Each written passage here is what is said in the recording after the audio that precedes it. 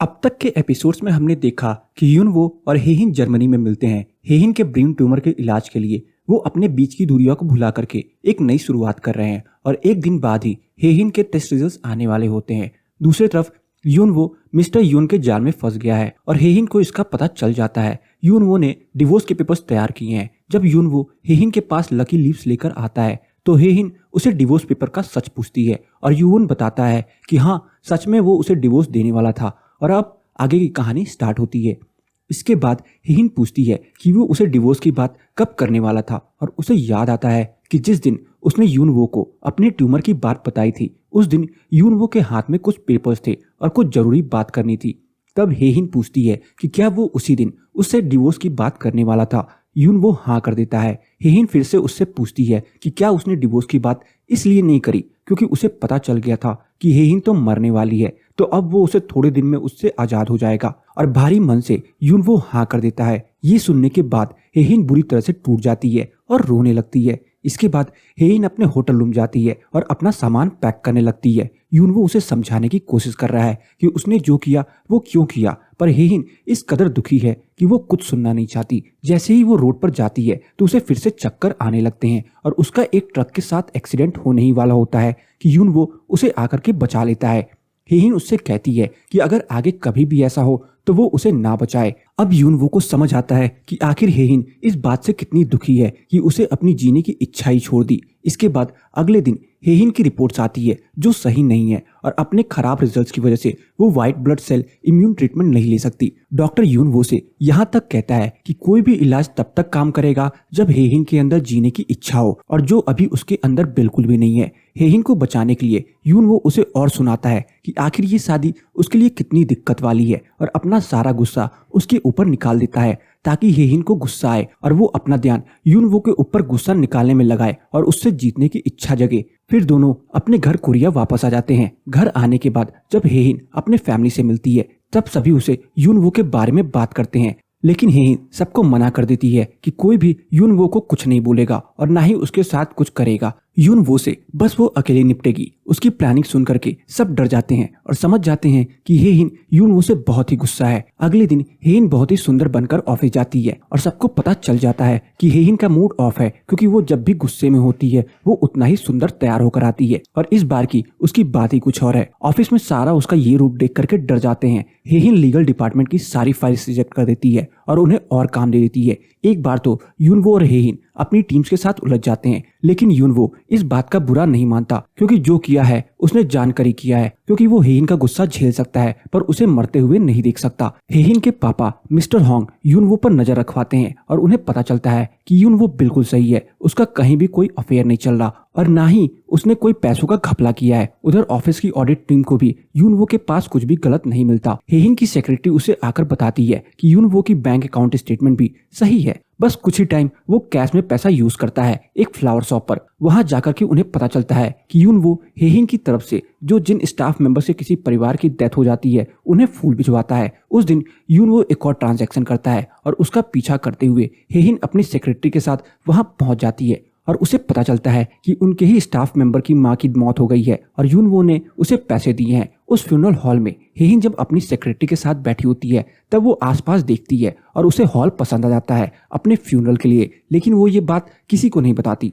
इसके बाद हेहिन और यूनवो घर पर मिलते हैं। हेहिन बारिश में भीग रही होती है और यूनवो उसे बचाता है, लेकिन हेहिन उससे बड़े ही प्यार से पेश आती है क्योंकि उसकी यादाश्त जा चुकी होती है और वो ये भूल चुकी होती है कि वो जर्मनी होकर आई है और यूनवो उसे डिवोर्स देने वाला है। जब यूनवो को ये पता चलता है कि हेहिन की हालत और खराब होती जा रही है तो उसे बहुत ही दुख होता है कि आखिर वो पहले क्या सोचा था जब वो हेहिन की हालत का फायदा उठाना चाह रहा था। घर पर आकर के यूनवो हेहिन को सब कुछ बताता है कि वो जर्मनी होकर आ चुके हैं और अपने डिवोर्स की बात भी, लेकिन इस बार हेहिन पहले जैसे नाराज नहीं होती बल्कि उससे कहती है कि अपने बचे हुए दिन वो यूनवो के साथ नहीं गुजार सकती, इसलिए वो उसे डिवोर्स देना चाहती है। अगले दिन यूनवो अपने दोस्त और डिवोर्स लॉयर यांग जी के साथ हेहिन के ऑफिस जाते हैं और यहाँ होता है एक कैमियो विंसेंजो, जो कि एक बहुत फेमस और खतरनाक लॉयर है। उसके काफी किस्से मशहूर हैं और उसे देखते ही यूनवो और यांग जी दोनों ही डर जाते हैं। हालांकि डिवोर्स की पूरी प्रोसेस बहुत ही आसानी से पूरी हो जाती है। दूसरी तरफ मिस्टर यॉन पता लगाने में लगे हुए हैं कि आखिर हेहिन को क्या हुआ है और वो उसकी दवाई चुरा लेता है और उसके टेस्ट कराता है। उसे पता चलता है कि ये दवाई एंटी कैंसर मेडिकेशन है और जिसे कैंसर होता है वो ही इस दवाई को लेता है। मिस्टर यॉन को पूरी बात नहीं पता चलती, लेकिन इतना पता चल जाता है कि हेहिन को कैंसर है। ये जान करके वो बहुत ही दुखी हो जाता है और अपनी पुरानी यादें याद करने लगता है उस ऑर्फेन हाउस में जिसमें वो रहता था। हेहिन के दादाजी उसमें स्कॉलरशिप देते थे और एक दिन हेहिन के पीछे एक पागल कुत्ता पड़ जाता है और मिस्टर यॉन उसे बचाता है। जब सभी उसे डांट रहे होते हैं, हेहिन उसकी चोट पर पट्टी बांधती है और उसे थैंक यू बोलती है। उसी पल से मिस्टर यॉन उससे प्यार करने लगता है और हेहिन का गिरा हुआ लॉकेट अपने पास संभाल कर रख लेता है। अब जब उसे पता चलता है कि उसका प्यार मरने वाला है तो वो बेचैन हो जाता है। इसके बाद वो हेहिन से मिलता है और बोलता है कि वो यूनवो को नौकरी से निकाल दे, लेकिन हेहिन मना कर देती है और कहती है कि उसके खिलाफ कोई भी सबूत नहीं मिला है, सो इसलिए वो उसे नहीं निकाल सकती। और फिर चेयरमैन के बर्थडे वाले दिन यूनवो चेयरमैन से बताता है कि मिस मो मिस्टर यॉन की माँ है और उन दोनों ने मिलकर के ये सब प्लान किया है। इससे पहले चेयरमैन कुछ कर पाते, मिस मो के दिए हुए ड्रग्स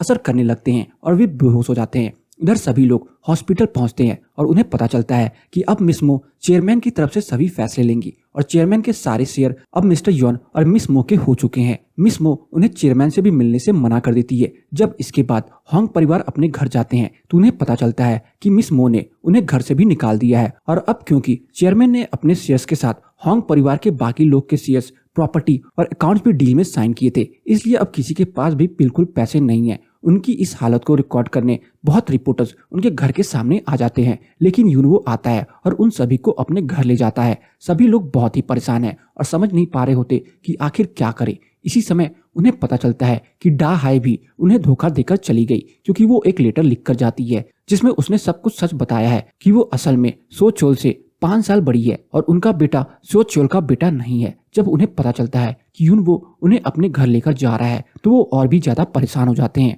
यूनवो के गांव पहुंचने के बाद हेहिन की मां आगे जाने के लिए राजी नहीं होती और बाकी परिवार के लोग भी शर्मिंदा होते हैं कि आखिर वो किस रिश्ते से यूनवो के परिवार के साथ रहें और उनकी मदद लें। लेकिन यूनवो अपने परिवार के साथ उनके लिए खाना बनाने में लग जाता है। डिनर टेबल पर सभी खा रहे होते हैं, तभी स्यूचोल कहता है कि उसे पानी चाहिए। यूनवो का बड़ा भाई उसे केटल से पानी दे रहा होता है, लेकिन वो कहता है कि उसे सील बोतल से पानी चाहिए। वो अपने स्टोर से पानी लेने ही जा रहे होते हैं कि वो बोलता है कि अच्छा होगा अगर पानी एल्प्स का हो तो। इस पर हेहिन के पापा कहते हैं कि इस सिचुएशन में उन्हें ऐसी चीजें नहीं मांगनी चाहिए और वो ऑस्ट्रेलिया, यूरोप या फिजी कहीं के भी बोतल पानी से काम चला लेंगे। लेकिन हेहिन सो चोल को जोर से सर पर मारती है और कहती है कि उसे केटल का पानी ही पीने को। इस पर यूनवो अपनी बहन को कहता है कि हेन उसे ऐसे नहीं मारती और इसी यहीं पर ये एपिसोड खत्म हो जाता है और हमें एपिलॉग में दिखाया जाता है कि हेन उन सभी जगहों पर जाती है जहां पर उसके प्राइवेट डिटेक्टिव यूनवो को जाते हुए देखते हैं और देखती है कि आखिर ऐसा करने से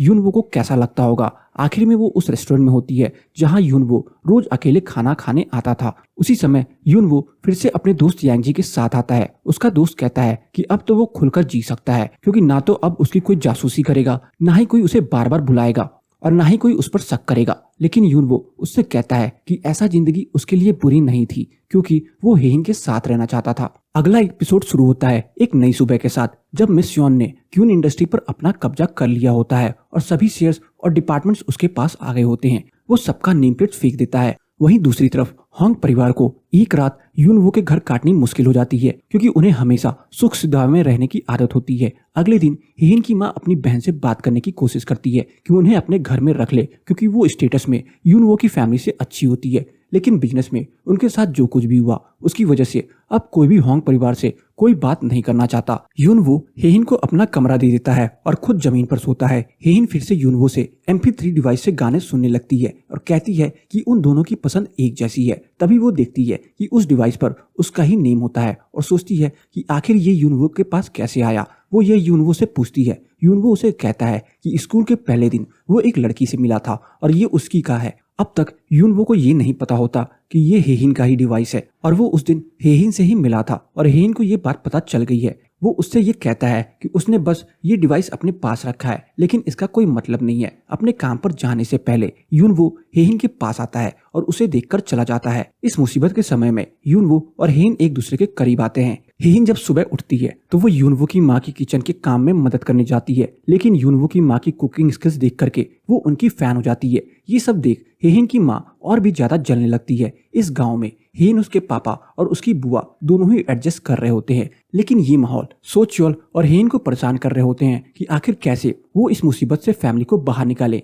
इसी बीच हेहिन अपनी सेक्रेटरी ना से भी बात करती है और पता करती है कि आखिर ऑफिस में क्या चल रहा है। उसे पता चलता है कि ऑफिस में यूनवो के साथ अच्छा नहीं हो रहा और उसके पास ज्यादा पावर्स भी नहीं है। दूसरी तरफ यूनवो ये साबित करने में लगा है कि मिस्टर यॉन ने धोखा दिया है। उसने धोखे से किसानों को होंग कंपनी से खिलाफ भड़काया है और उनकी जमीन ले ली है, और वो उनसे बात करके मिस्टर यॉन और उसके लोगों के खिलाफ केस करता है। रात में जब हेहिन यूनवो का वेट करते हुए बाहर जाती है और बेहोश हो जाती है, उसे अंदर लेकर आते हैं और जब वो होश में आती है तब सारे उसके आसपास होते हैं। हेहिन बताती है कि वो बस एनेमिक है इसलिए बेहोश हो गई, लेकिन अब भी उसकी मां नहीं सुधरती और कहती है कि उसकी भी ये हालत है कि वो भी एनेमिक है। सो च्योल भी परेशान है और उसे कभी भी पैनिक अटैक आ सकता है। हेहिन की बुआ कहती है कि उसे ऐसा नहीं करना चाहिए, जिसे सोच करके उसे बाद में दुख हो, क्योंकि उसे हेहिन की बीमारी के बारे में पता है। यूनवो को जब पता चलता है कि हेहिन बेहोश हो गई तो वो भाग कर आता है और उसके पास जाता है और उसे अपने कमरे में लेकर आता है और कहता है कि वो हर चीज का ध्यान रख लेगा,